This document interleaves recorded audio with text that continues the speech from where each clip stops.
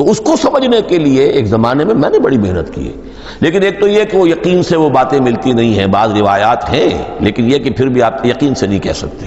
اکثر و بیشتر قرآن مجید میں لکھا بھی ہوتا ہے، ترتیب کے موٹی موٹی چیزیں معلوم ہیں نزولی ترتیب کی، لیکن یہ ہے کہ یقین کسی بات پر نہیں۔ تو پہلی بات یہ ہے کہ ہمارے نزدیک، اہل سنت کے نزدیک، اصل جو حجت ہے دین میں وہ ترتیب مصحف ہے۔ یہی ترتیب جو اس وقت مصحف عثمان کی ہے رضی اللہ تعالی عنہ، یہی ترتیب ہے لوح محفوظ کی، یہی ترتیب ہے ام الکتاب میں، یہی ترتیب ہے کتاب مکنون میں۔ اب اس کے سمجھیے کہ اس کی تدوین کن مراحل میں ہوئی۔ سب سے پہلے اس کے جو مراحل ہیں 3، خود نبی اکرم صلی اللہ علیہ وسلم کے زمانہ مبارک میں